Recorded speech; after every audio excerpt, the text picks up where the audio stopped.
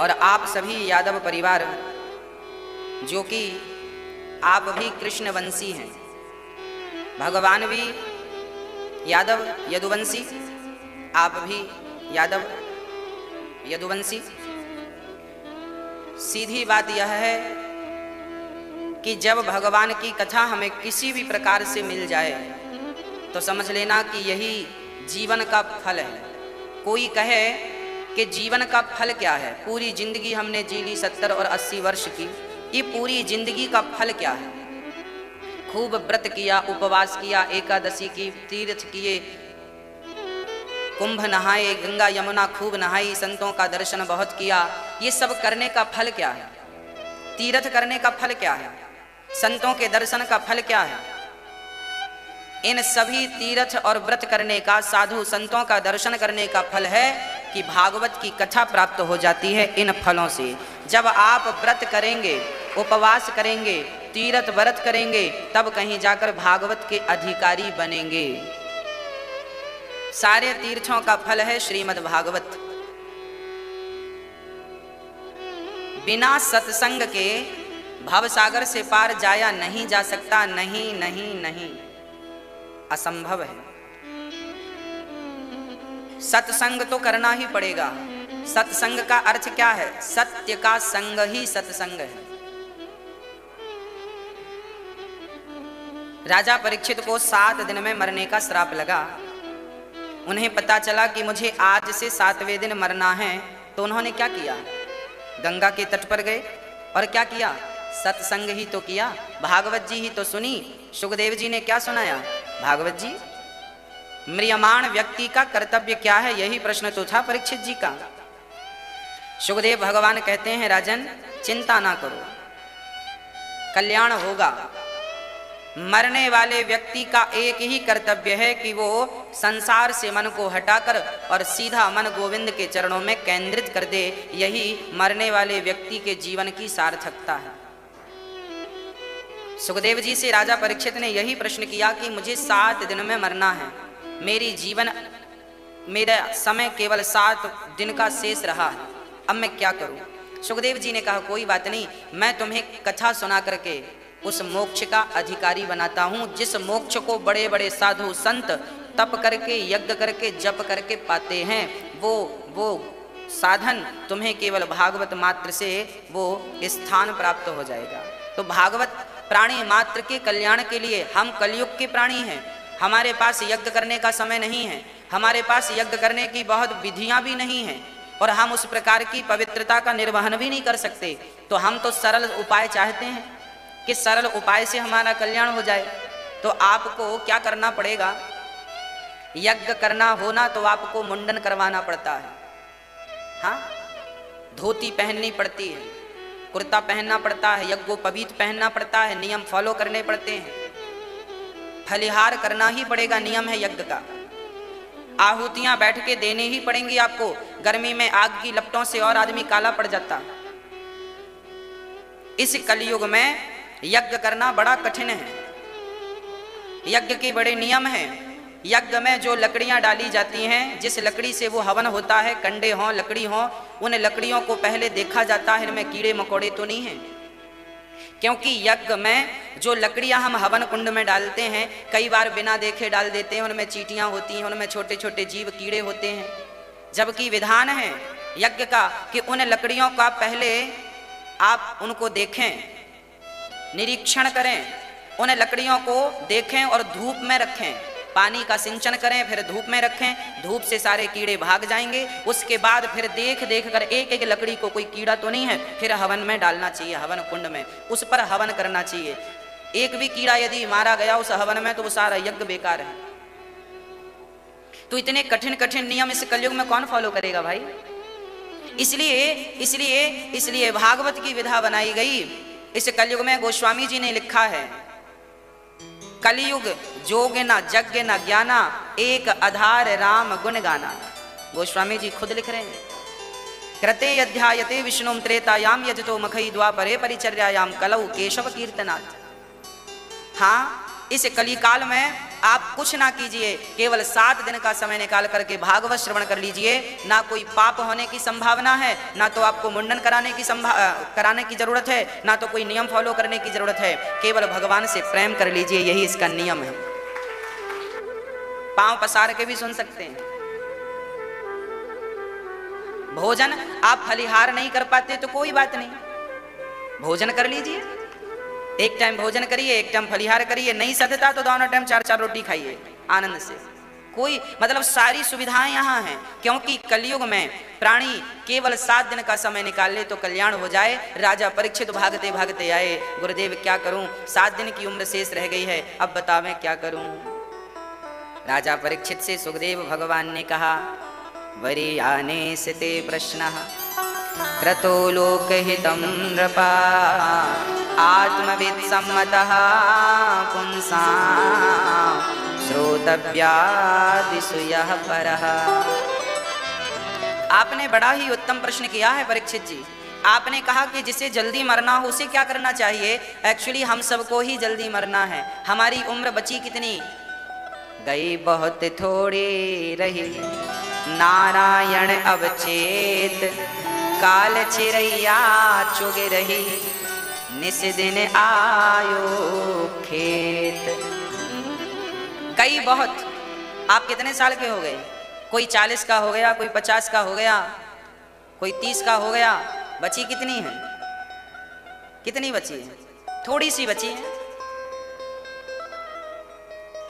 देखते देखते 1 साल निकल गया कोरोना में, अभी निकल जाएगा, पूरा हो जाएगा, अभी आने वाला। 1 साल घर बैठे निकल गए, पता नहीं चला। जिंदगी निकल गई, समय बीत गया।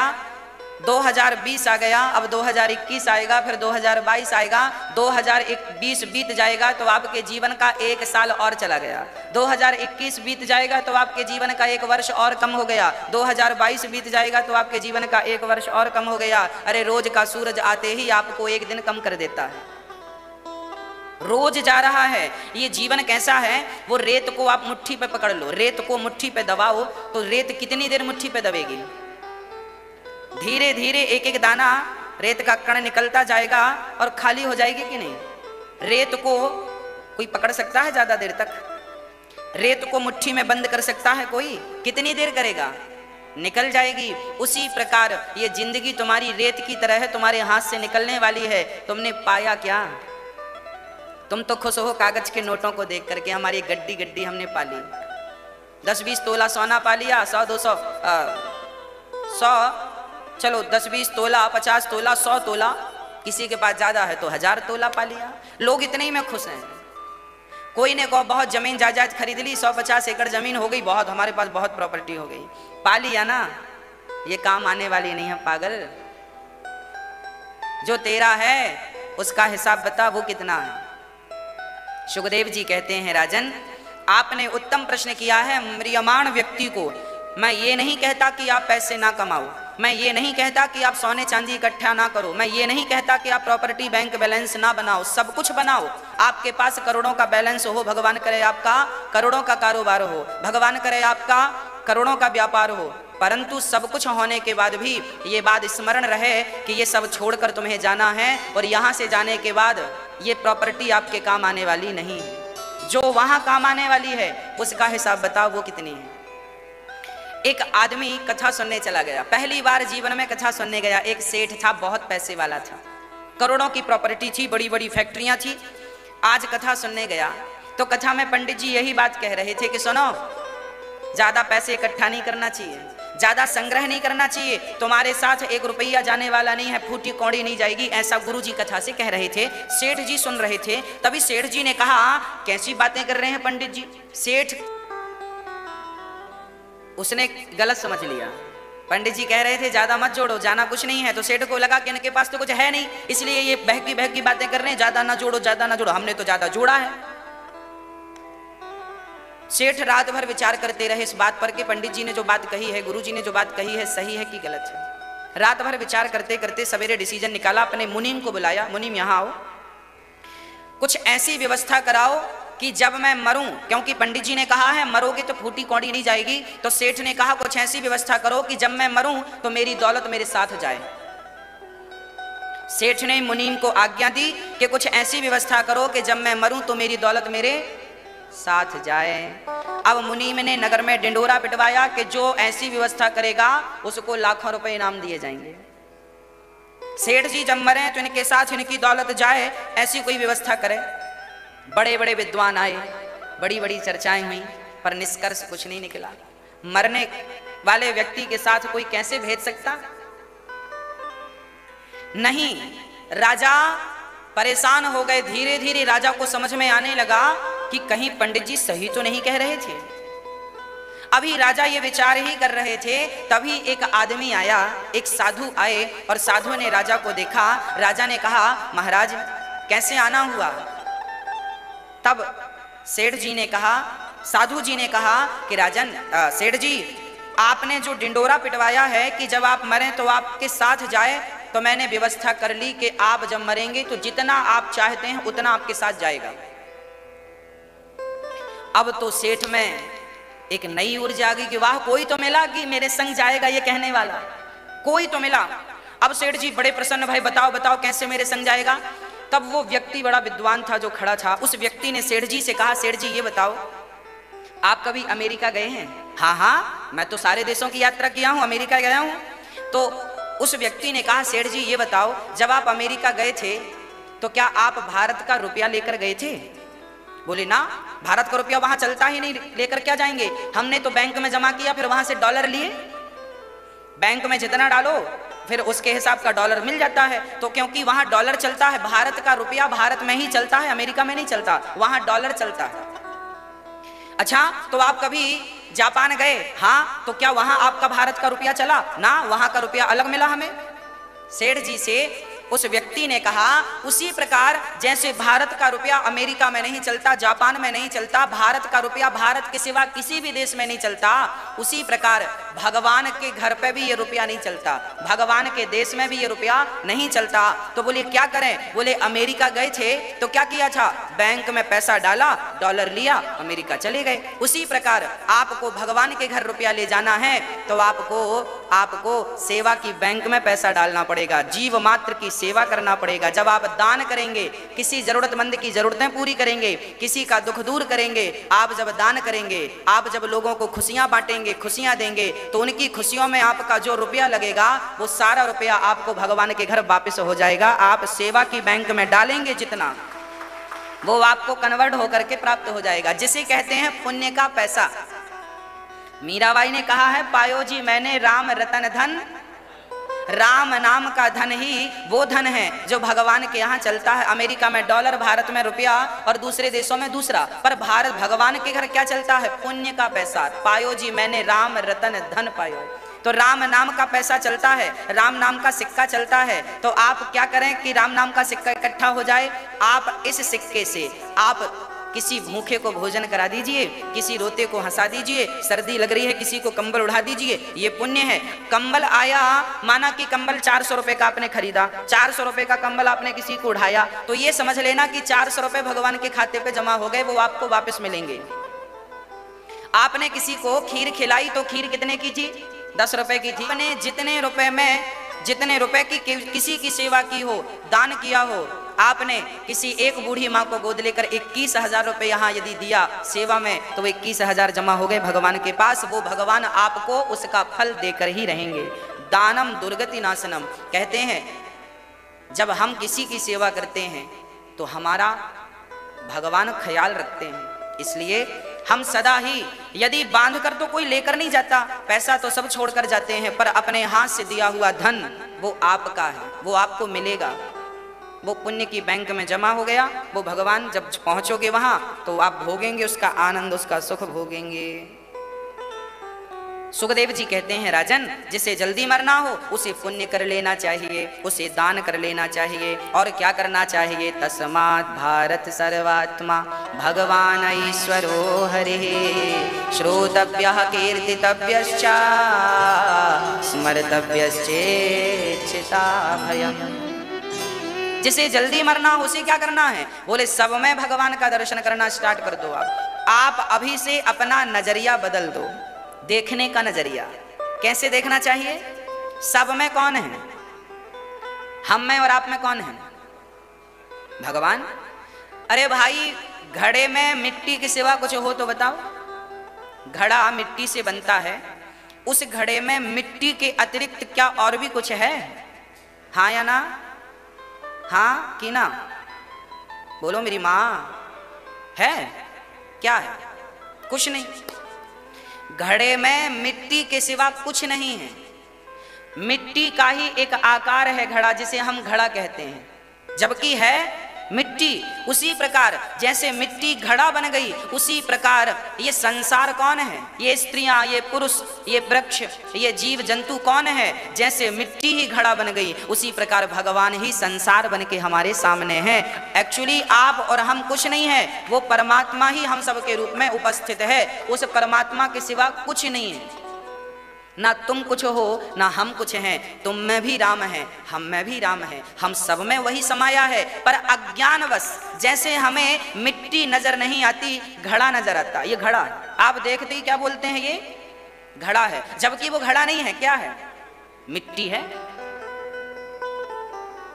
उसी प्रकार संसार को आप देखते हैं तो लगता है ये स्त्री है, पुरुष है, ये जीव है, ये जंतु है, ये हाथी है, ये फलाना है। कुछ नहीं है, वो उसके आकार में परमात्मा है।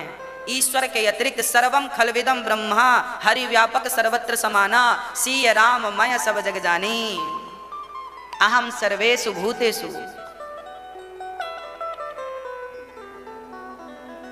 हाँ, सोहम क्या है?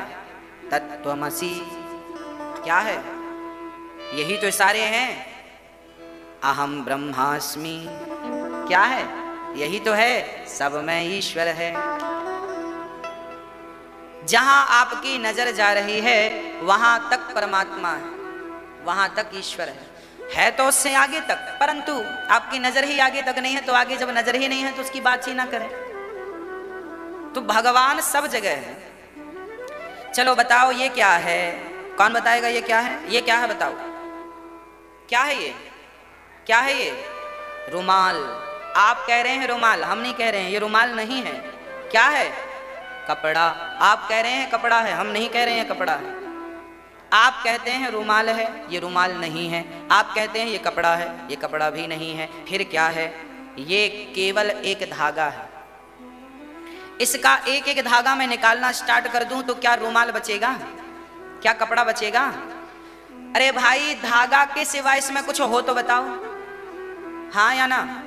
धागे के सिवा इसमें कुछ भी नहीं है। पर इसे हम धागा नहीं कहते, इसे हम कपड़ा कहते हैं, रुमाल कहते हैं। जैसे इसमें धागे के सिवा कुछ भी नहीं है, पर यह धागा नहीं, कपड़ा सा दिखता है, उसी प्रकार संसार में परमात्मा के सिवा कुछ नहीं है, पर वही परमात्मा संसार सा दिखता है। यह संसार है। क्या है उसके सिवा? इस कपड़े में धागे के सिवा कुछ हो तो आप निकाल के दे दो। उसी प्रकार परमात्मा के सिवा इस सृष्टि में कुछ नहीं है। ये बात जो मैं बात आपको समझा रहा हूं ना, इसी बात को समझाने के लिए 4 वेद हैं, 18 पुराण हैं, 6 शास्त्र हैं और 20 स्मृतियां हैं। केवल ये बात समझाने के लिए सारे वेद आपको यही तो समझा। पढ़ लिया आपने 18 पुराण, पा लिया आपने स्मृतियों का ज्ञान, उपनिषदों का ज्ञान। आपको केवल इतनी सी बात समझ में आ जाए कि जहां हम देख रहे हैं, जिसे हम देख रहे हैं, वो परमात्मा है, उसके सिवा कुछ नहीं। हरि व्यापक सर्वत्र समाना, प्रेम से प्रकट हो ही मैं जाना।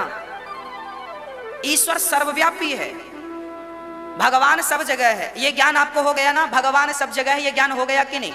हाँ या ना? आपको ज्ञान हो गया? अब देखो, ज्ञान तो हो गया, ऐसे ज्ञानी बहुत डोल रहे हैं। केवल इस चीज का ज्ञान हो जाना पर्याप्त नहीं है। ये चीज चरित्र में उतर जाए, चरितार्थ हो जाए। आप केवल ये जाने ना कि भगवान सब में है, ये मानने लग जाए कि तुझ में भगवान दिख रहे हैं। अभी हमें बिहारी जी केवल मंदिर में दिखते हैं, जब सब में बिहारी जी का दर्शन होने लगे तब समझ लेना कि अब आपकी भक्ति पक रही है और जीवन सफल हो रहा है। यही इस जीवन की सार्थकता है और यही सत्संग की सार्थकता है। तीर्थों का करना, व्रतों का करना तब सफल होता है जब भागवत मिल जाए, और भागवत सुनना तब सफल होता है जब सब में भगवान का दर्शन होना स्टार्ट हो जाए, तब भागवत सुनना सार्थक हो जाता है। हाँ, तो सुखदेव जी कहते हैं तस्मात् भारत सर्वात्मा भगवान ईश्वरो हरिः श्रोतव्यः। अच्छा, भगवान सब में है, ये थिंकिंग कब बनेगी, ये विचारधारा कब आएगी, ये बुद्धि कब बनेगी? जब श्रोतव्यः, जब आप अधिक से अधिक कथाओं को सुनेंगे। अभी देखो, आपने कथा सुनी तो आपको ये बात पता चली ना कि भगवान सब में है। देखिए, भगवान सब में है। अब इस बात को कोई माने या ना माने, वो उस पर निर्भर करता है कि वो इस बात को एक्सेप्ट करता है या नहीं, करे या ना करे, पर सत्यता को नकारा तो नहीं जा सकता। तब कोई कहे नहीं मैं बात नहीं मानता आपकी, तो साहब मत मानो। आपके ना मानने से क्या होगा? उल्लू कहता है कि सूर्य नहीं है, उसे नजर नहीं आता, तो क्या ये बात सही है जो उल्लू कह रहा है? अब उल्लू को नजर नहीं आता तो हम क्या करें? कुछ उल्लू ऐसे हैं समाज में जिनको भगवान नहीं नजर आता। अब ये उल्लू है, इनका क्या इलाज है? तो भक्तों, भगवान सब में है, इस स्थिति तक पहुंचने के लिए क्या करना पड़ेगा? इस स्थिति तक पहुंचने के लिए सुखदेव भगवान कह रहे हैं श्रोतव्यः, अधिक से अधिक कथाएं सुनना शुरू कर दीजिए। कथाएं सुनेंगे, भगवान का दर्शन होना स्टार्ट हो जाएगा। ये कथा ही प्रदान कर सकती है, ये थिंकिंग, ये सोच, ये संस्कार भागवत से ही प्रकट होते हैं, अन्यथा कहीं इनकी उपज नहीं है। श्रोतव्यः, अधिक से अधिक कथाएं सुनिए, अधिक से अधिक अच्छे लोगों की बातें सुनिए, भक्तों की कथा सुनिए, भक्तों की कथा सुनिए, भगवान की कथा सुनिए, अच्छी बातें कीजिए। श्रोतव्यः कीर्तितव्यश्च, अधिक से अधिक कथा सुनो और कथा सुनने के बाद कीर्तन करो, श्री कृष्ण गोविंद हरे मुरारी, हे नाथ नारायण वासु। थोड़ा मेरी माँ आगे आ जाओ, मैया जी थोड़ा आगे आ जाओ ताकि पीछे जगह निकल आए। मैया जी आओ, थोड़ा आगे आ जाओ।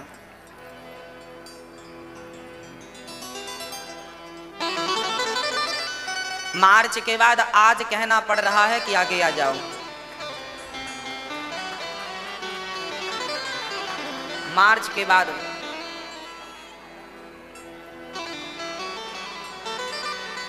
मैया जी, ओ मेरी माँ, पंचायत करने का नहीं बोला, आगे आने का बोला है। थोड़ी थोड़ी खिसक आओ आगे, वहीं वहीं ऐसे ऐसे मत हो जाओ, थोड़ा आगे आओ। बोलिए भक्त वत्सल भगवान की। हाँ, बैठ जाइए शांति से, चुपचाप, बिल्कुल शांति बनाए रखिएगा। प्रार्थना हमारी आपसे है, कथाएं अधिक सुनिए और कीर्तन अधिक कीजिए। श्रोतव्यः कीर्तितव्यश्च, कीर्तन कभी ना छूटे। काम करते रहो, नाम जपते रहो, मन से गोविंद गोपाल गाते चलो। याद आएगा कभी ना कभी, ऐसा विश्वास मन में जगाते चलो, मन से गोविंद गोपाल गाते चलो। काम करते रहिए और नाम जपते रहिए, काम भी ना छूटे और राम भी ना छूटे। कथा सुनकर कई लोग भागकर आ जाते हैं। एक बालक मेरे पास अभी 2-3 दिन पहले आया, गुरुजी मैं भक्ति करना चाहता हूँ। हमने कहा बहुत अच्छी बात है। बोले मैं भागकर आ गया हूँ घर से, अपने माँ बाप के पास से। मैंने कहा बेटा ये तो तुमने गलत किया। बहुत सारी हमारी माताएं जब कथा सुनती हैं तो इतना प्रेम जागता है, सब घर परिवार को छोड़कर वृंदावन भाग आती हैं। मैं आपसे एक छोटी सी प्रार्थना आज कर दूं, जो टीवी के माध्यम से सुन रहे हैं आप भी सुने और जो यहां हैं आप भी सुने। गीता में स्पष्ट लिखा है कि कर्म करना कभी मत छोड़िए, कर्म प्रधान विश्व करी राखा। ये रामचरितमानस में लिखा है और गीता में लिखा है कर्मण्येवाधिकारस्ते मा फलेषु कदाचन। काम करते हुए तुम पत्नी हो तो पति की और बच्चों की सेवा करते हुए भगवान का चिंतन करना है, ना कि पति को छोड़ दो ना कि बच्चों को छोड़कर तुम भगवान का। यदि तुम बच्चों को छोड़कर भगवान में लग जाओगी तो तुम भगवान को तो पालोगी पर कर्म से च्युत हो जाओगी। इसलिए अच्छी पत्नी वह है जो पति की सेवा करते हुए परम पिता परमात्मा से संबंध रखती है, उस परमात्मा को याद करती है, पांव दबाती है पति के, पर चिंतन करती है भगवान के, भाव बनाती है कि मैं भगवान के पांव दबा रही हूं, जगन्नाथ जी के पांव दबा रही हूं। जब वो बच्चे को भोजन कराती है, माँ अपने बच्चे को गोद में बिठाकर भोजन कराती है, तो भाव यह बने कि हम बिहारी जी को गोद में बैठाकर भोजन करा रहे हैं। वो बच्चा तुम्हारा भगवान बना लो ना थोड़ी देर के लिए, मान लो, क्या बिगड़ जाएगा। बच्चे की सेवा, बच्चे को नहलाओ तो ये समझ के नहलाओ कि हम भगवान को नहला रहे हैं, वो तुम्हारा बच्चा ही है और भगवान केवल भाव चाहते हैं। बच्चे को नहलाओ तो थिंकिंग ये रहे कि भगवान को नहला रहे हैं।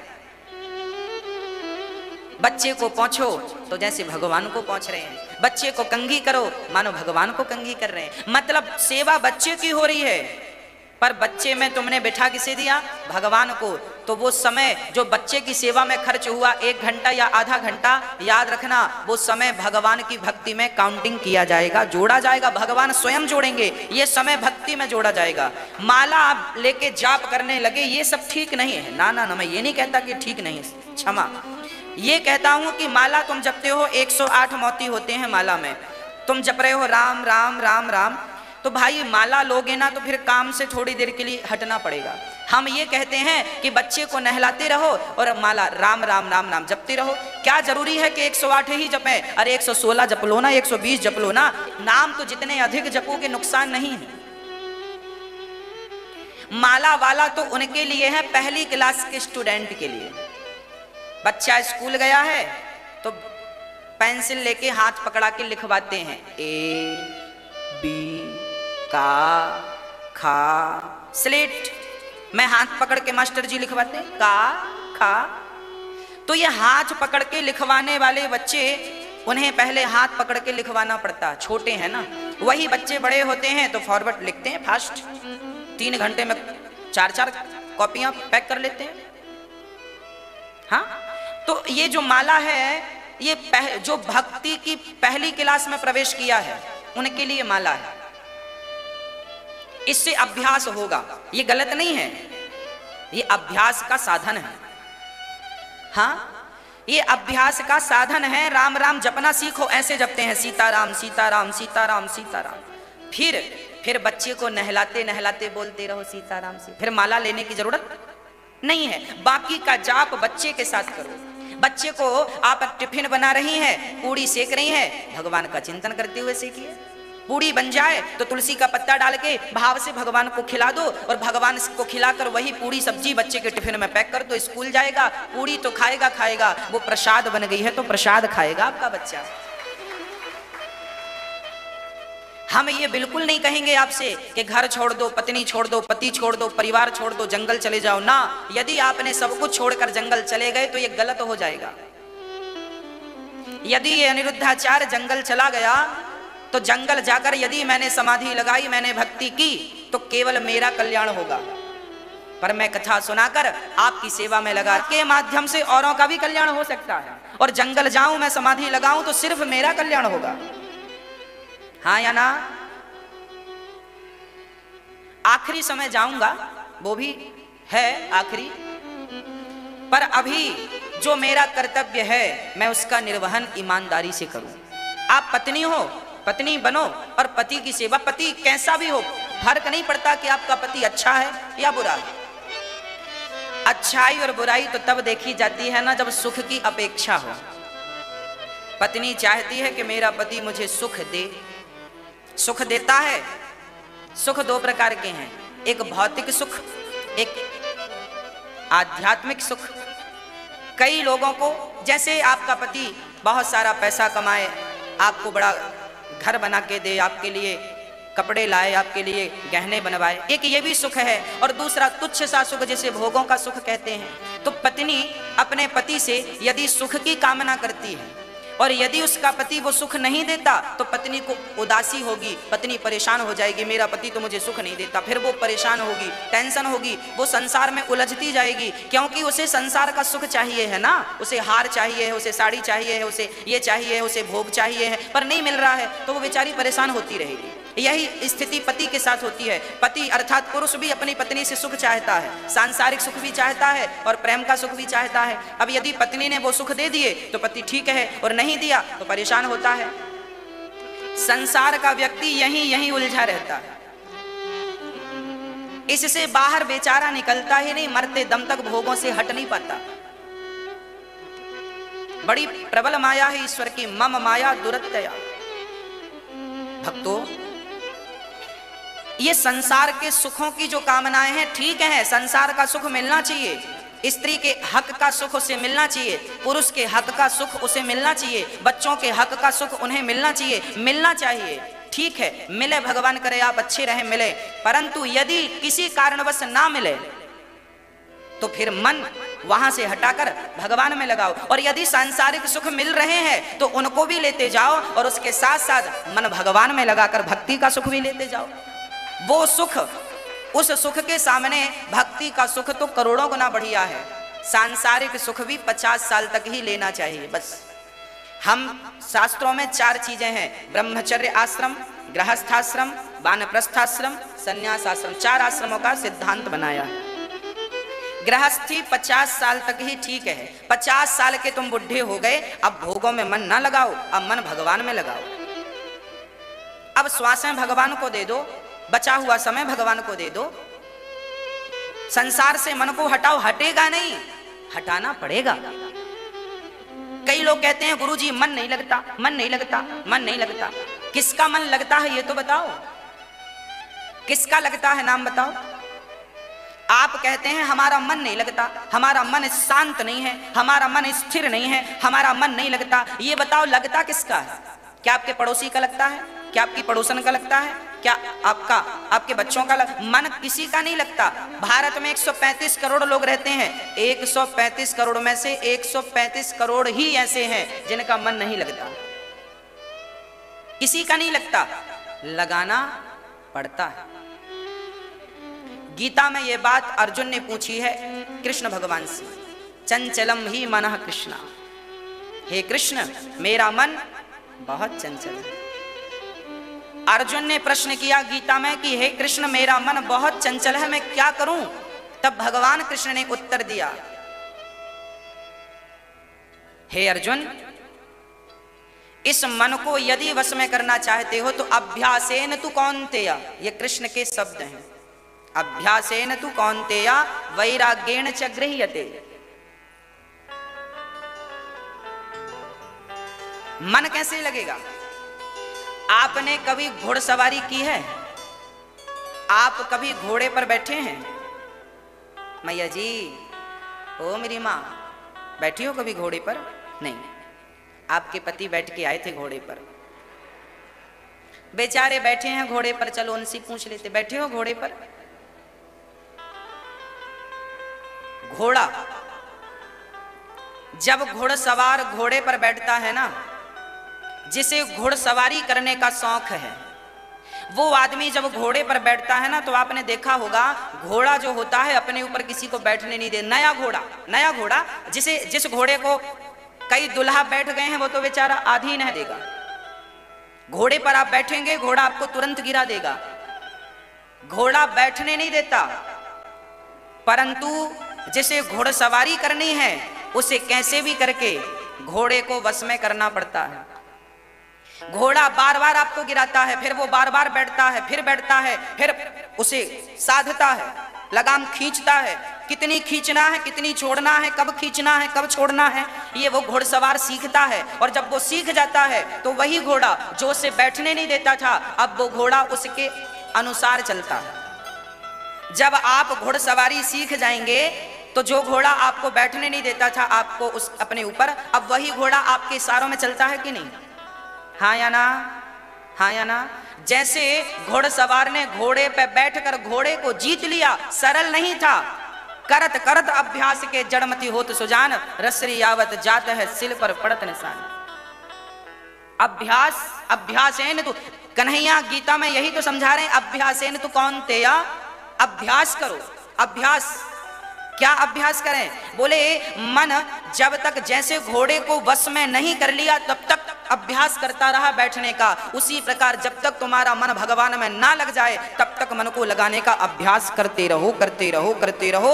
आज लगाओ, आज नहीं लगाएगा, कल लगाओ, कल नहीं लगेगा, परसों लगाओ, परसों नहीं लगेगा, 1 महीने तक नहीं लगेगा, 1 साल तक नहीं लगेगा, 5 साल तक मन नहीं लगेगा, ऐसा भी हो सकता है। पर कोई बात नहीं, मन नहीं लगे तो भी सीताराम सीताराम बोलो, राधे श्याम बोलो। अच्छी संगत, मन ना लगे तो भी सत्संग करो, बैठो।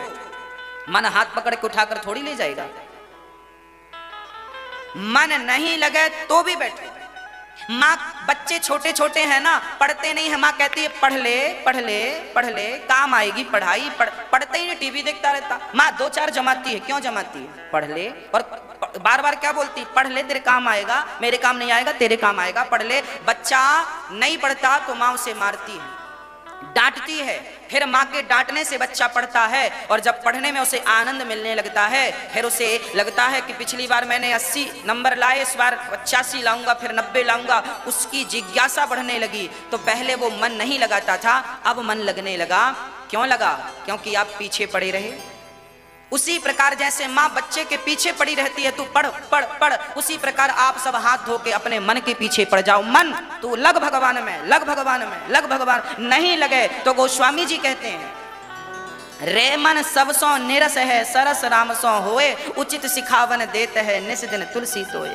रे मन तू सत्संग कर, छोड़ जगत की रीत, अंत समय पछताएगा। तुलसीदास जी जैसे लोगों का मन भी लगता नहीं है, लगाते हैं। सूरदास जी जैसे लोगों का मन लगता नहीं है, लगाते हैं।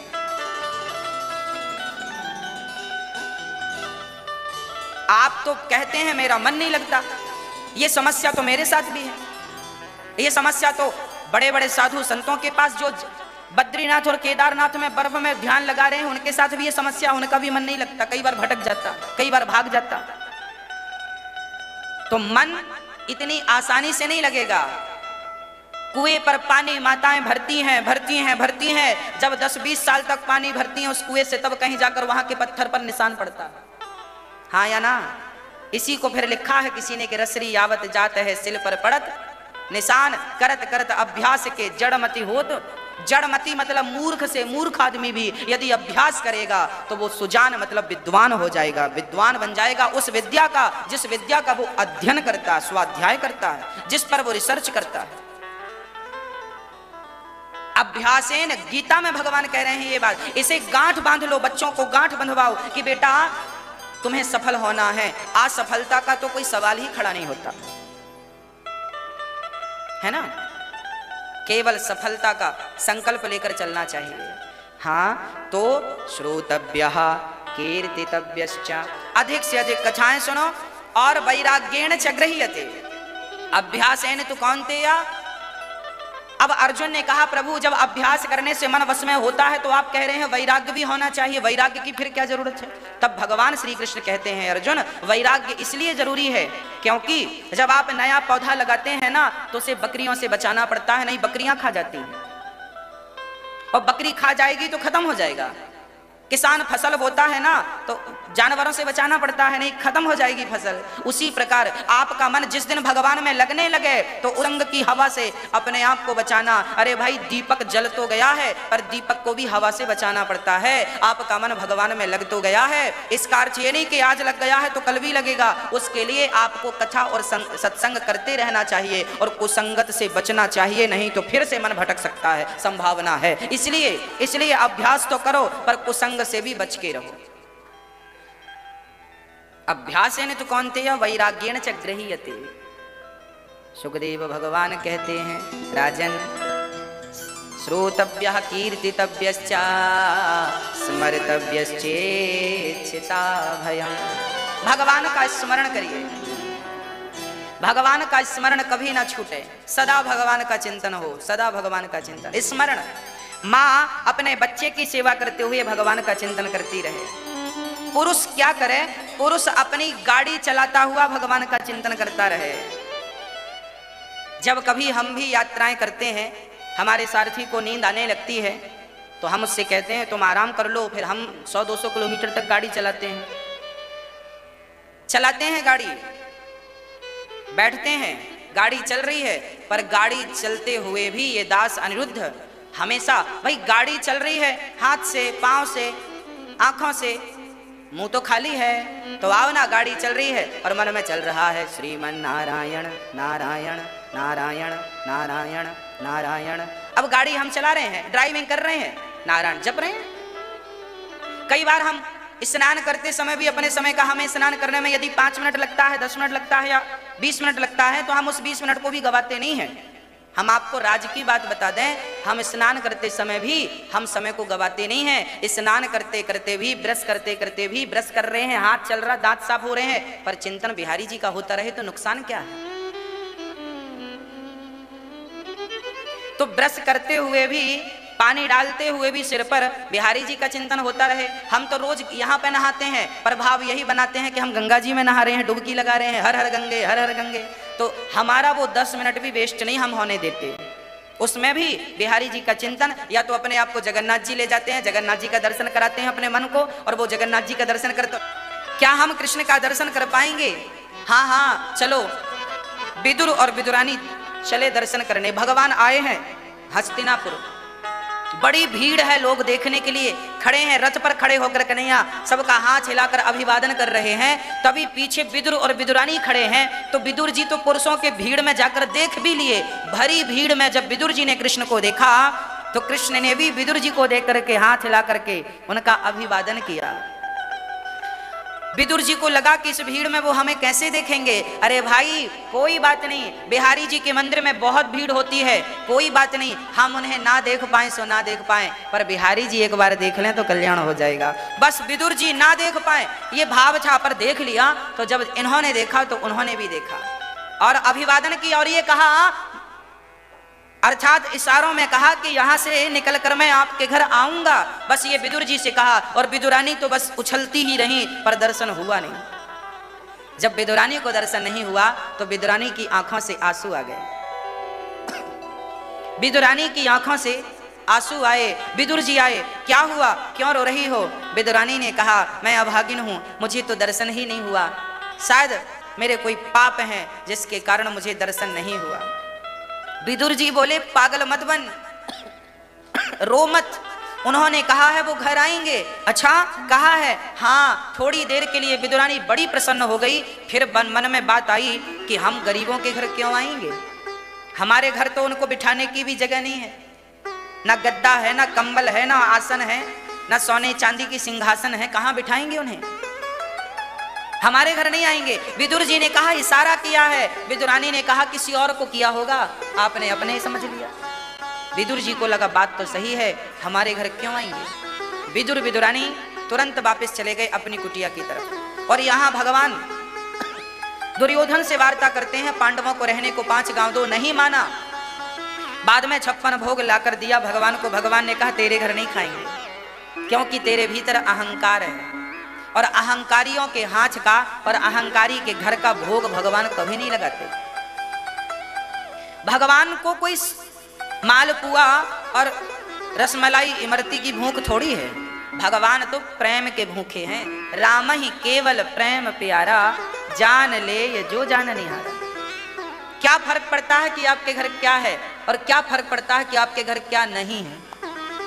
आज दुर्योधन के भोजन को देखकर भगवान ने कहा, हम आपके घर भोजन नहीं करेंगे, हमारा निमंत्रण तो विदुर जी के घर में है।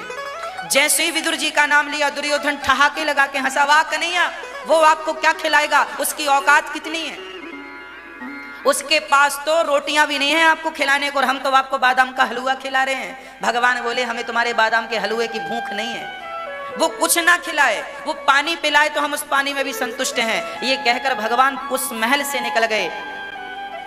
उस 56 भोगिया ने कहा, काकी जी बिठाओगी कि नहीं? बिठाया तो लकड़ी की चौकी उल्टी रख दी जल्दी जल्दी में। भगवान उल्टी चौकी पर ही बैठ गए। अब भगवान ने कहा, काकी जी बड़ी भूख लगी है, सुबह से कुछ खाया नहीं है, शाम को 4 बज रहे थे, कुछ खाने को दे दो। अच्छा तो अभी लाती हूँ। चूल्हे पर देखा तो साग पक रही थी, क्या ये साग खिलाऊं? तो पके पके केले तोड़ कर ले आई। केला छीलती जाती है, फल फेंकती जाती है और छिलके को फल समझकर देती जाती है। इसका तात्पर्य क्या है? छिलका दे दिया, फल फेंक दिया। इसका तात्पर्य यह है, विदुरानी के जीवन में ना तो फल का कोई महत्व था, छिलके का तो कोई महत्व होता ही नहीं है, ना आपके लिए ना मेरे लिए। तो छिलके का तो कोई महत्व नहीं था, केले के छिलके का महत्व नहीं होता, केले के छिलके के भीतर जो फल है उसका महत्व होता है। आप पैसे भी उस फल के देते हैं, ना कि छिलके के, पर छिलका तो गिफ्ट में मिलता ही है। तो विदुरानी ने छिलका तो दे दिया भगवान को और फल फेंक दिया। इसका तात्पर्य यह है कि विदुरानी अपना कोई फल अपने पास रखना नहीं चाहती थी, उसने अपने जीवन के सारे पुण्य और पाप के फल फेंक दिए। इसका तात्पर्य क्या हुआ? आप हमारे गुरुजन कहते हैं, गुण दोष दृशिर दोषः। पाप जितना खतरनाक है, पुण्य भी उतना खतरनाक है। क्यों? क्योंकि पुण्य करने से भी व्यक्ति संसार में बंधता है। भाई पुण्य क्या है? आपने आज पुण्य किया है तो आपको कल बहुत सारा सुख मिलेगा। सोना दान किया है तो सोना मिलेगा, हीरा दान किया है हीरा मिलेगा, मतलब आपको सुख मिलेगा। पुण्य किया है तो सुख मिलेगा, पर पुण्य करके उस सुख को भोगने आना पड़ेगा संसार में। पाप किया है तो पाप का फल भोगने भी आना पड़ेगा संसार में, भले नाली का कीड़ा बन के आना पड़े। पाप किया है तो नाली का कीड़ा बन के आना पड़ेगा संसार में भोगने के लिए, और पुण्य किया है तो राजा बन के आना पड़ेगा संसार में, आना दोनों को पड़ेगा। इसलिए पाप भी खतरनाक है, पुण्य भी खतरनाक है। तो क्या इसका अर्थ ये है कि पुण्य ना करें? इसका अर्थ ये नहीं है कि पुण्य ना करें। इसका अर्थ ये है कि जैसे विदुरानी ने छिलके का फल फेंक दिया, उसी प्रकार आप पुण्य और पाप जो भी आपसे हुआ है वो सारा का सारा उठाओ और भगवान के चरणों में सब डाल दो। प्रभु, ना पुण्य मेरा ना पाप मेरा, सब कुछ। इसलिए हमारे शास्त्रों में एक विधान है कि जब आप कोई भी पुण्य करें, कोई भी दान करें, तो दान और पुण्य करने के बाद ये जरूर कहें कि हे प्रभु, इस पुण्य का जो भी हमें पुण्य मिलना था, इस दान से जो भी हमें फल मिलना था, वो त्वदीयं वस्तु गोविंद तुभ्यमेव समर्पयेत्। हम भगवान को लड्डू पेड़े ना चढ़ाएं, हम अपने जीवन में अच्छे अच्छे पुण्य करें, अच्छे अच्छे कर्म करें और अच्छे अच्छे कर्मों का फल भगवान के चरणों में समर्पित करते जाएं। मैं आपको समझाऊं कि आप अपने पास कुछ ना रखिए, जो भी पुण्य करो।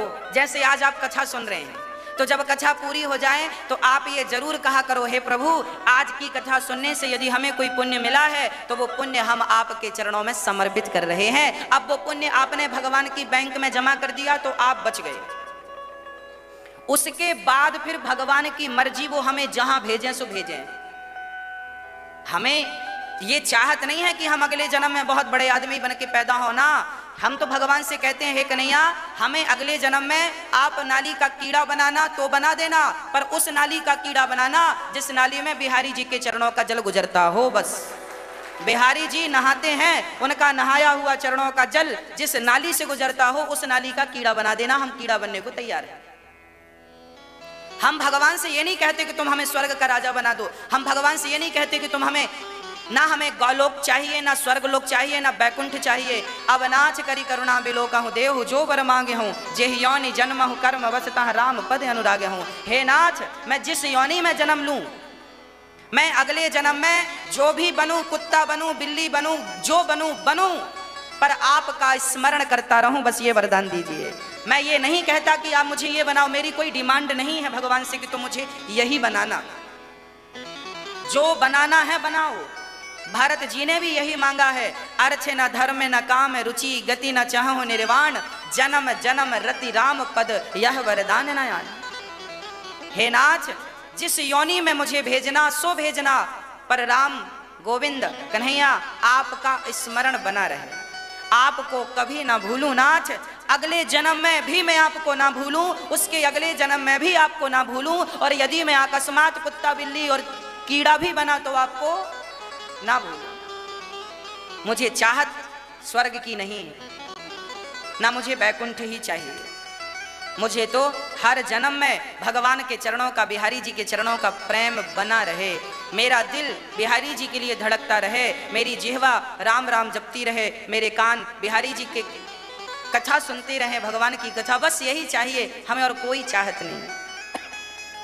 इसलिए जो भी पुण्य किया करो, जैसे आप दान करो तो आप जरूर भगवान से कहो, हे प्रभु दान जो किया इसका जो भी फल मिला वो आपके चरणों में हम समर्पित कर रहे हैं। जो भी अच्छा काम करो जीवन में वो भगवान के चरणों में जरूर समर्पित करो। खुद क्या हो जाइए मेरी माँ, क्या हो जाइए?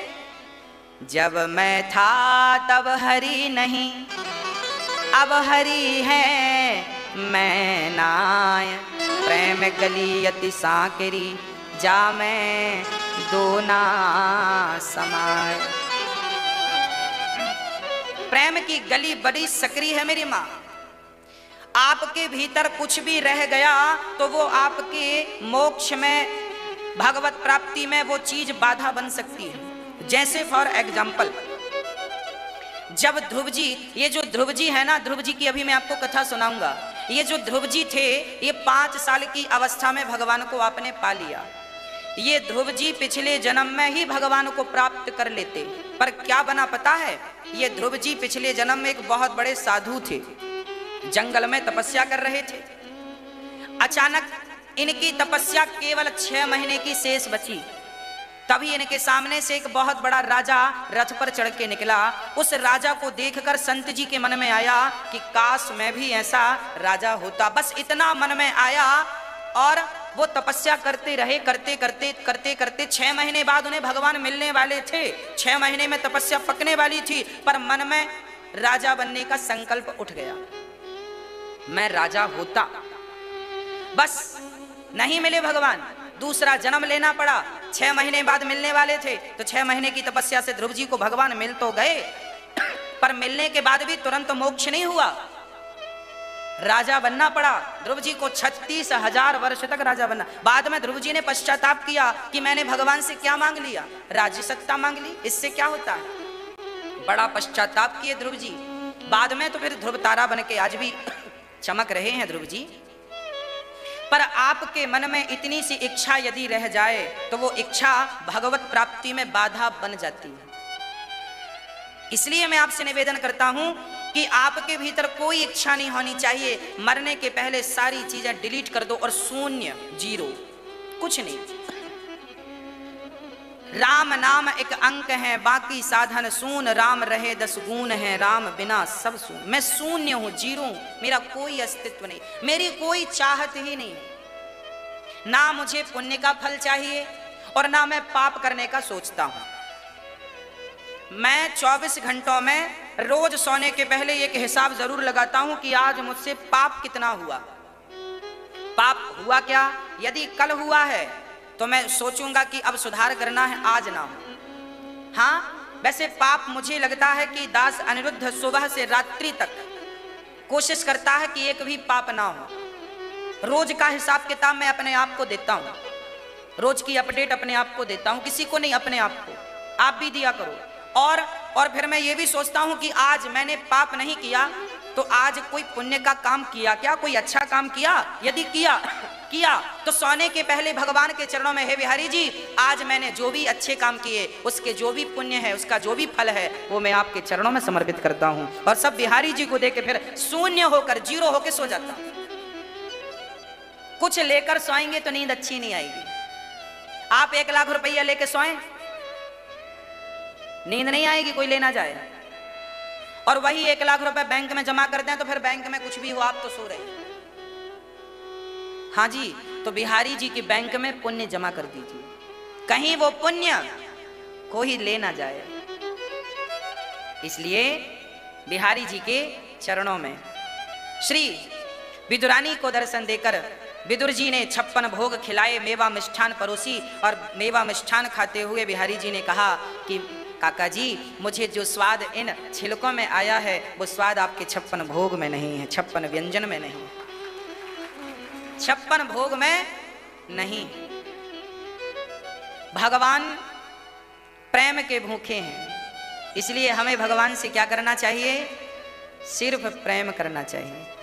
श्री सुखदेव भगवान कहते हैं राजन, श्री भगवान धराधाम को छोड़कर गए और उसके बाद विदुर जी को उद्धव जी ने आखिरी ज्ञान दिया, मैत्रेय जी के पास भेजा। मैत्रेय जी से विदुर जी ने प्रश्न किया। विदुर जी ने कहा, सुखाय कर्माणि करोति लोको नतै सुखम वान्यदुपारवं वा विन्देत भूयस्तत एव दुःखम। गंगा में जाओगे तो गंगा जल ही मिलेगा, नर्मदा जल तो मिल नहीं सकता। हाँ, और नर्मदा जी में जाओगे तो नर्मदा जल मिलेगा, गंगा जल तो मिल नहीं सकता। यमुना जी में जाओगे तो यमुना जल मिलेगा, गंगा जल तो मिल नहीं सकता। जहां जाएंगे वहां वही मिलेगा जो होगा। आप संसार में आए हैं और आप आकर कहते हैं हमें सुख मिल जाए, सुख में, अरे भाई संसार का नाम ही दुखालय है।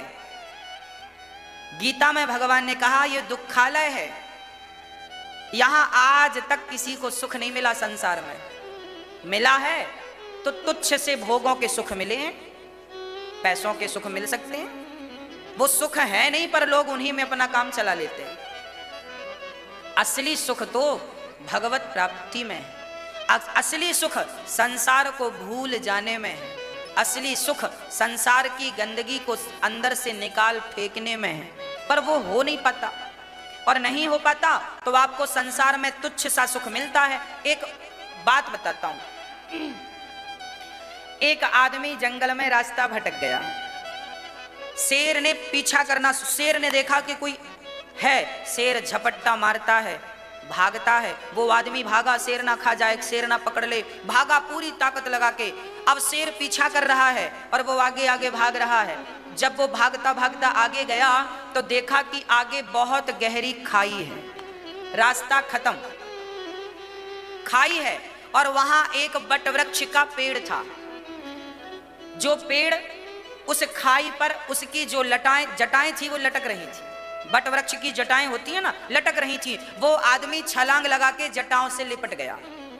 अब बाहर शेर खड़ा है, ऊपर हाथ छोड़ता है तो खाई गहरी है, मर जाएगा।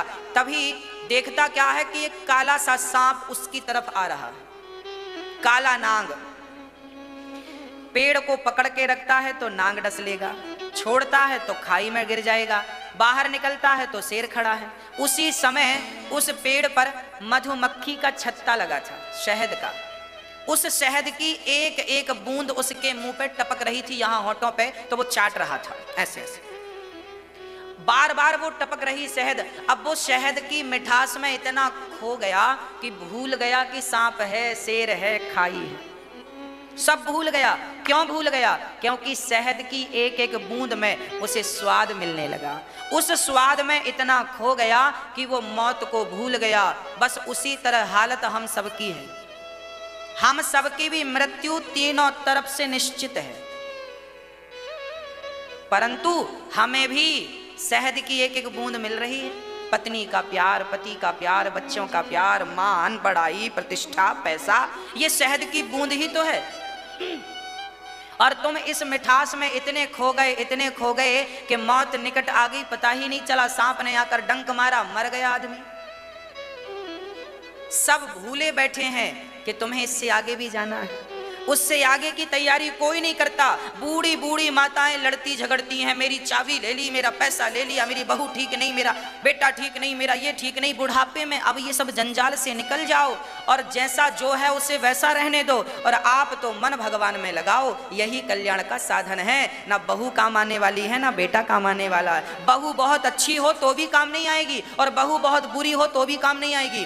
बेटा बहुत अच्छा हो तो भी काम नहीं आएगा, और बेटा बहुत बुरा हो तो भी काम नहीं आएगा। काम आएगा सिर्फ आपके द्वारा किया हुआ अच्छा पुण्य। काम आएगा आपके द्वारा आपने भगवान को कितना याद किया है, आपका पुण्य, आपका धर्म, आपका जप, आपका तप आपके काम आएगा। बाकी इस धरा पर सब धरा रह जाएगा। हाँ, तो जो तुम्हारा है उसकी तरफ दृष्टि किसी की नहीं है। श्री सुखदेव, श्री विदुर जी महाराज को मैत्रेय जी ने कहा, सुनो, भगवान ने ये सृष्टि बनाई है, क्यों बनाई? ये सृष्टि बनाई भगवान ने। भगवान नारायण की नाभि से एक कमल उत्पन्न हुआ, उस कमल पर ब्रह्मा जी का प्रादुर्भाव हुआ। ब्रह्मा जी महाराज के 4 बच्चे हुए, सनक, सनंदन, सनातन, सनत कुमार। ब्रह्मा जी के संकल्प से बच्चे पैदा हुए। अब आप कहेंगे पुरुष भी बच्चे पैदा करता है? हाँ, वो ब्रह्मा है। भगवान सर्वशक्तिमान है, वो सब कुछ करने की सामर्थ्यता रखते हैं, इसलिए उन पर ये संदेह काम नहीं करता कि पुरुष बच्चा पैदा कर ले। अरे वो भगवान है, वो भगवान है जिसने स्त्री को बनाया, वो भगवान है जिसने पुरुष को बनाया, वो भगवान है जो जल की एक बूंद से बच्चा पैदा करने की सामर्थ्यता रखता है। ये वो भगवान है। तो उस भगवान पर कोई संदेह करे कि ब्रह्मा जी ने बच्चे पैदा किए? हाँ, किए। उस परमात्मा को हम में किसी में सतोगुण होता है, किसी में रजोगुण प्रधान होता है, किसी में तमोगुण प्रधान होता है। जिसका मन भगवान में लगता है, सत्संग में लगता है, जो राज भोग भोगना चाहता है, वो रजोगुणी है। हाँ, जिसमें आलस्य है तमोगुणी है, सतोगुणी रजोगुण। रजोगुण वो है जो सांसारिक भोगों में उन्मत्त है, रजोगुणी। जो सात्विक बुद्धि रखता है, भगवान में मन लगाए है, जो पाप से बचकर पुण्य की ओर चल रहा, वो सतोगुणी है। जो संसार में उलझा है, रजोगुणी है। और तमोगुणी है, बस खाया सोया, खाया सोया, खाया सोया, ये सब तमोगुणी है। तो हम में या तो सतोगुण होगा, या तो रजोगुण होगा, या तो तमोगुण।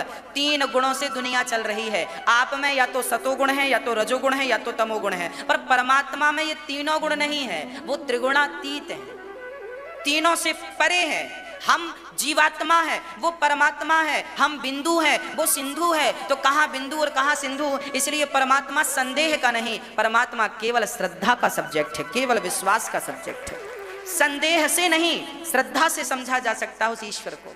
तो ब्रह्मा के 4 पुत्र हुए, सनक, सनंदन, सनातन, सनत कुमार। उसके बाद फिर 10 पुत्र और हुए, जिनमें एक हैं श्री ब्रह्मा जी के शरीर से फिर मनु और शत्रुपा का भी जन्म हुआ। बाम अंग से, बाएं भाग से, शरीर के बाएं अंग से स्त्री, दाहिने अंग से पुरुष। मनु और शत्रुपा का जन्म हुआ। मनु शत्रुपा सृष्टि करें, इसके लिए 12 भगवान ने प्रकट होकर पृथ्वी की स्थापना हिरण्याक्ष को मारकर की। और अब सृष्टि का क्रम चालू हुआ। मनु जी की 3 बेटियां हुई और 2 बेटे हुए, आकुति, देवहूति, प्रसूति। आकुति का विवाह रुचि प्रजापति से हुआ, देवहूति का विवाह करदम जी। ये करदम जी ब्रह्मा जी के छाया पुत्र हैं। करदम जी से मनु की बेटी माता देवहूति का विवाह संपन्न हुआ। देवहूति माँ का जब विवाह हुआ करदम जी से, तो करदम जी जंगल में तपस्या कर रहे थे। तपस्वी व्यक्ति से करदम जी ने, मनु ने अपनी बिटिया का विवाह किया। आप लोग भी अपनी बेटियों का विवाह करते समय जरा बैकग्राउंड चेक कर लिया करो लड़कों का, कि वो तपस्वी हैं कि नहीं, सत्संग से जुड़े हैं कि नहीं, शराब तो नहीं पीते। कई बार देखने को मिलता है शादी हुई साल भर बाद तलाक हो जाता है। आपने ठीक से इंक्वायरी नहीं की, देखा नहीं, सुना नहीं, शादी कर दी। एक पिता की लड़की का कई बार ना माता पिता भी सोचते हैं, कई लड़के आए, शादी नहीं हुई, शादी, अब फिर लगता है माँ बाप को कोई भी मिले तो कर दें। तंग हो जाते हैं माँ बाप लड़का ढूंढ ढूंढ के। ऐसा नहीं है, आप परेशान ना होया करो, जिसके भाग्य में जो है वो मिलके रहेगा। थोड़ा सब्र रखिए और अपनी बेटी के लिए अच्छा निर्णय लीजिए। लड़के को बहुत देख लीजिए, समझ लीजिए। किसी के कहने से शादियां ना कर दिया करो कि तुम्हारा मामा कह रहा कि लड़का बढ़िया कर दिया, मामा जी कह रहे हैं। हाँ, मामा तो शकुनी भी था। किसी के तुम्हारा भाई भी कहे तो भी ना करना। कब करना? एक बार अपनी आंखों से देखकर तसल्ली करना। ठीक है, मामा ने देखा है, भाई ने देखा है, फूफा ने देखा है, बुआ ने देखा है, लड़का अच्छा है, सब कह रहे हैं ठीक है, पर फिर भी तो एक बार तुम चेक कर लो, बेटी तो तुम्हारी है। एक बार जाओ, बढ़िया तरीके से इंक्वायरी करो, सीआईडी बिठाओ, देखो लड़का कहाँ जाता है, क्या करता है, चुपके चुपके से। अरे जीवन भर का सवाल है, आजकल लड़कियों की जिंदगी खराब हो रही है। शादी के बाद लड़की आती है भागकर मायके में, शराब बहुत पीता है, मारता बहुत है। अभी पिछली बार हमारे कथा के यजमान थे, उनकी बेटी को मार डाला गला दबाकर और फांसी पे लटका दिया, ताकि सो ऐसा हो जैसे सुशांत केस वो मरा नहीं पर मार के फांसी पे किसी ने लटका दिया। सुशांत का केस अभी टीवी पे आपने देखा होगा, अभी तक हल नहीं हुआ कि वो खुद से मरा कि किसी ने मार के टांगा। आजकल लड़कियों को भी ऐसी करते हैं, फांसी पे लटका देते हैं, सो कर देते हैं, आत्महत्या कर ली, कई बार मार के लटका दिया किसको। अब किसी ने रस्सी से मार दिया हो, गला रौंद दिया हो और बाद में लटकाए, तो वो तो यही प्रूफ होगा ना किसने आत्महत्या कर ली। ये सारी बातें झंझट ना हो, इसके पहले आपको चाहिए कि आप लड़के का बैकग्राउंड चेक कर लें। बहुत 2-4 कम से कम 1 महीना तो चेक करें, कहाँ जाता है, कहाँ रहता है, क्या खाता है, उठना बैठना किनके साथ है, ये सब इंक्वायरी करना जरूरी होता है। पहले के जमाने में जब राजा महाराजा अपनी बिटिया का विवाह करते थे ना, तो नाऊ और पंडित को भेजते थे। नाऊ और पंडित जाते थे लड़की और लड़का देखने।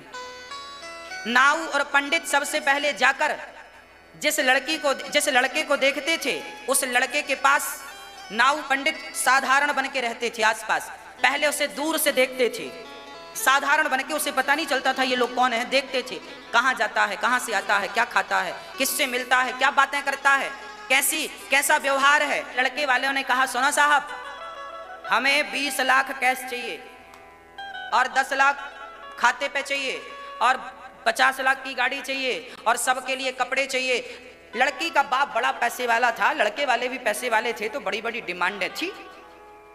तो लड़के वालों ने बड़ी डिमांडें की कि सुनो, हमारे को सबको वीआईपी कपड़े चाहिए और वीआईपी कपड़े चाहिए और गाड़ी चाहिए और ये और वो, पैसा सब चाहिए। लड़की का पिता हाँ हाँ करता गया, ठीक है, ये दिया, ये दिया, ये दिया, सब दिया। बाद में जब बारात आई तो लड़की के पिता ने सारे बारातियों की थाली में पैसे परोसवाए थे। ससुराल वालों ने कहा, लड़के वालों ने कहा ये क्या मजाक है। लड़की वालों ने कहा था तुम लोगों ने बस पैसे की बात की थी, खाने पीने की तो कोई बात की नहीं थी, तो पैसा खाओ। ऐसों को ऐसा ही मिले तो ठीक बने काम, जैसे को तैसा खवाओ, इनके ठूसो मुंह में पैसा, सिक्के डालो 10-20 इनके पेट में, 2-2 हजार के नोट ठूसो, इनको खाएं पैसा। ऐसों को ऐसा करना चाहिए। एक बाप ने किया और बाद में बारात आई, वापस कर दिया, जाओ चूल्हे में, नहीं देना अपनी लड़की तुम जैसे भिखमंगों को। ये दहेज मांगने वाले भिखमंगे से ज्यादा थोड़ी है, इनकी औकात केवल भिखमंगों की है। ये भिखमंगे हैं, इससे ज्यादा इनकी कोई हैसियत नहीं है। वीआईपी भिखमंगा कहो इनको। मंदिर के बाहर जो बैठे हैं वो भी भीख मांग रहे हैं, पर वो भिखारी हैं। और ये जो दहेज मांगते हैं ये भिखारी नहीं है, ये भिखमंगे हैं। हाँ मैया, हो गई फोन में बात? महाराज जी आप कुछ भी सुनाओ, हम तो फोन पे लगे हैं। श्री करदम जी महाराज अपनी पत्नी को बिठाते हैं, तपस्वी हैं करदम जी। बोले पत्नी से आप बैठो, मैं जरा भगवान का चिंतन करूं। भगवान में बैठे तो ऐसी समाधि लगी, 40 साल बीत गए। देवहूति पति की सेवा करती रही, पातिव्रत धर्म का पालन करती रही। इस कपिल जी जागे तो फिर उन्होंने कामक विमान बनाया और उस विमान पर माता देवहूति को बढ़िया सा एक सरोवर में डुबकी लगाई दोनों ने, और दोनों जवान हो गए और दोनों ने संसार के भोग कर 9 बेटियां प्राप्त की। करदम जी की 9 बेटियां हुई। अब करदम जी ने अपनी पत्नी से कहा, देवी बेटियां हो गई, हमने बेटियों का घर बसा दिया, अब हम जा रहे हैं, भजन करेंगे, सारा काम पूरा हो गया। बेटियां हो गई, बेटियों का घर बस गया। 9 बेटियां थीं। कला का विवाह अंगिरा से, कला का विवाह मरीचि से, अनुसुईया का अत्रि से, श्रद्धा का अंगिरा से, हविर्भु का पुलस्त से, गति का पुलह से, क्रिया का विवाह क्रतु से, ख्याति का विवाह भृगु से और वशिष्ठ जी का विवाह अरुंधति से संपन्न हुआ।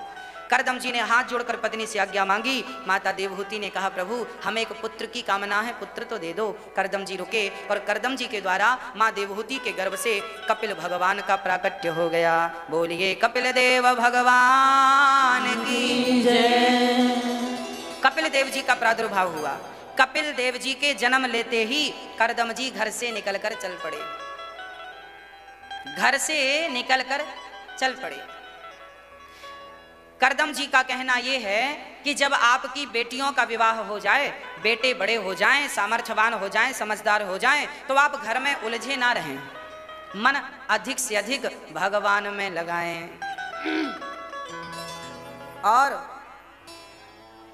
यदि मेरी बात मान गए तब तो अच्छा है, नहीं तो बहुत पश्चाताप करना पड़ेगा। अच्छा ये बताओ, आपकी बेटी का आपने विवाह कर दिया, आपके बेटे का आपने विवाह कर दिया, अब ये बताओ अब आपकी कौन सी जिम्मेदारी बची है? अब बताओ आपकी जिम्मेदारी क्या है? भाई जब तक बिटिया का विवाह नहीं होता तो बाप की जिम्मेदारी है कि बेटी का विवाह करना, बेटे का विवाह नहीं हुआ तो जिम्मेदारी है कि बेटी का विवाह करना है। अब बेटे का विवाह हो गया, बेटी का विवाह, अब क्या बचा? अब एक ही जिम्मेदारी बची है। अब इस शरीर से उस परमात्मा को याद किया जाए जिसने ये शरीर दे रखा है। अब भगवान का चिंतन अधिक से अधिक किया जाए।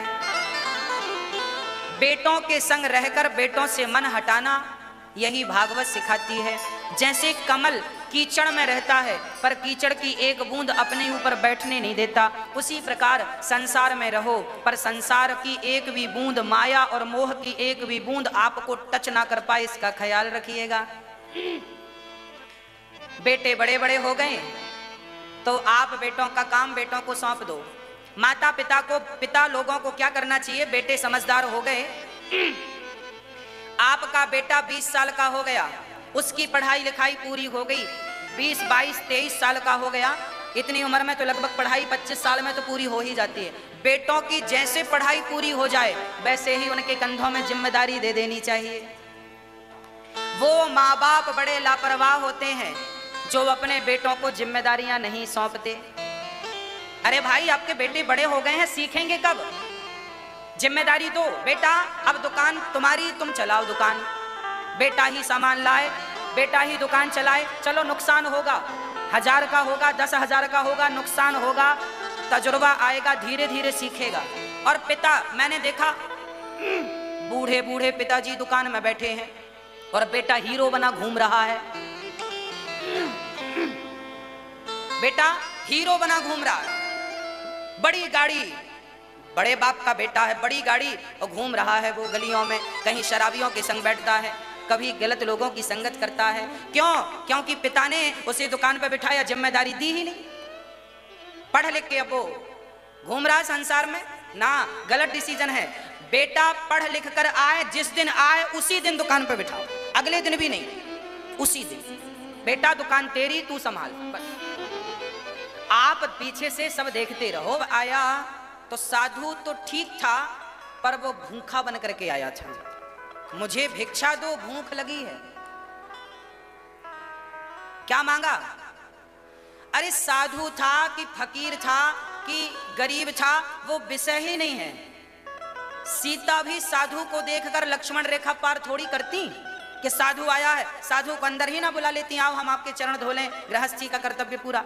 पर उसने कहा मैं 15 दिन से भूखा हूं, जंगल में घूम रहा हूं। रावण ने बोला साधु बनकर मैं भूखा हूं, और सीता ने रावण को साधु समझकर नहीं दिया। भूखा है और गृहस्थियों का कर्तव्य है कि भूखा कोई भी आपके द्वार पर आए तो आप उसकी भूख मिटाएं, यही गृहस्थियों का कर्तव्य है। फर्क ये नहीं पड़ता कि वो साधु है कि वो आम व्यक्ति है, उसकी रूपरेखा क्या थी अलग विषय है, पर वो भूखा था। वो भूखा था नहीं पर कह रहा था मैं भूखा हूं। तो सीता माता फल लेकर आई कि नहीं? कंदमूल फल। कहा बाहर आके भोजन कराओ, मैं तुम्हारे भीतर नहीं आ सकता। सोचिए, माता सीता के ये छोटे से चरित्र ने हमें ये बता दिया कि भूखे व्यक्ति को भोजन कराना, अपने प्राणों को संकट में डालकर भी यदि भूखे को भोजन कराना पड़े तो अपने प्राणों को संकट में डालकर भी भूखे को भोजन तो कराना ही चाहिए। ये सिखाता है हमारा सत्य सनातन धर्म। लक्ष्मण जी ने कहा था निशाचरों की नगरी है, माताजी सावधान रहना, कोई आए तो चली मत जाना, इसलिए लक्ष्मण रेखा खींच दी। पर भूखा बनकर आया। रावण लंकावासी था और विदेशी लोग जानते हैं कि भारत का आदमी अपने धर्म को नहीं छोड़ता। रावण विदेशी आदमी था, लंकावासी था, हाँ। और वहां के लोग जानते थे कि भारत का आदमी धर्म को नहीं छोड़ेगा बस। और सीता जी ने अपने धर्म को नहीं छोड़ा। और जब सीता ने रावण को भोजन दिया, रावण भले झूठा था पर सीता की भक्ति तो सच्ची थी कि मेरे अतिथि भूखा ना जाए। और जब सीता की वो अतिथि सेवा करने की सच्ची आस्था, हमारे शास्त्रों का पहला वाक्य है मातृ देवो भव, पितृ देवो भव, अतिथि देवो। हमें सिखाया गया है अतिथि किसी भगवान से कम नहीं होता। अब आप ही बताएं, सीता जी ने अपने कर्तव्यों का, अपने धर्म का पालन किया कि नहीं? भूखे को भोजन कराना धर्म था, उस धर्म का पालन किया। और जब धर्म का पालन किया तो अब आप कहें कि सीता ने धर्म निभाया, तो पर मिला क्या? रावण ने उठाकर ले गया लंका में, सीता को दुख मिला। जब इसने धर्म का पालन किया सीता माने, तो उन्हें दुख क्यों मिला? उन्हें दुख इसलिए मिला क्योंकि उन्होंने राम से सोने की चाहत कर ली। हमें सोने का मृग लाकर दो। राम को छोड़कर सोने की चाहत की, उसका फल मिला कि राम ने कहा सोने का मृग क्या, तुम्हें सोने की लंका दे देते हैं। तो वो लंका इसलिए मिली क्योंकि इन्होंने सोने की डिमांड की। राम को छोड़कर सोना, इसलिए सोना और चांदी में मन ना लगाना। सीता ने लगाया था मन सोने में, तो सोने की लंका मिल गई। सीता ने कर्तव्य पूरा किया, अतिथि को भोजन कराया। वो सीता मां लंका गई पर अतिथि की सेवा की, धर्म का पालन किया पत्नी ने। तो उसी धर्म ने क्या किया? उसी धर्म ने सीता को बाइज्जत राम से पुनः मिला दिया। रावण इत्यादि मारे गए। जब आप अपने धर्म का प्रतिपालन करते हैं तो धर्म भी आप पर आंच नहीं आने देता। धर्म हो रक्षति रक्षिता। जब आप धर्म की रक्षा करते हैं तो धर्म भी आपकी रक्षा करता। इसलिए हम भूखों को भोजन कराएं। सबसे बड़ा पुण्य है किसी का दर्द मिटा देना।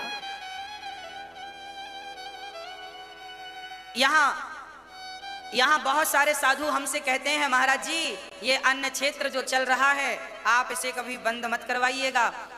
वो साधु पता है क्या कहते हैं? कुछ साधु तो कहते हैं बिहारी जी ने हमारे भजन की परमानेंट व्यवस्था कर दी। भजन की क्यों? क्योंकि भोजन करके भजन करेंगे। भोजन नहीं मिलता तो उन्हें भोजन की तलाश में भटकना पड़ता। अब वो स्थित होकर परिक्रमा मार्ग में भजन करते हैं। उनके भजन में हम सहयोग कर दें रोटी देकर तो क्या नुकसान है? आप सहयोग कर दें थोड़ा थोड़ा दान देकर तो क्या नुकसान है?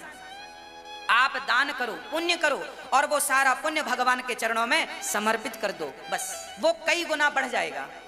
जैसे बैंक का ब्याज, सेविंग खाते में पैसे हो तो ब्याज मिलना ही मिलना है, मिलेगा। उसी प्रकार जब पुण्य आपके पास रहेगा तो जितना है उतना ही रहेगा, पर जब वो भगवान के चरणों में आप समर्पित करेंगे तो वो कई गुना बढ़ के आपको प्राप्त होगा। सवेरे माला जपो, एक माला, और वो माला जप के उस माला का सारा पुण्य हे बिहारी जी, हे राघव, ये सारा पुण्य मैं आपके चरणों में समर्पित कर रहा हूं, तो वो एक माला का पुण्य 2 महीने में 50 माला हो जाएगा अपने आप। फिर जो आप रोज का कर रहे हैं वो प्लस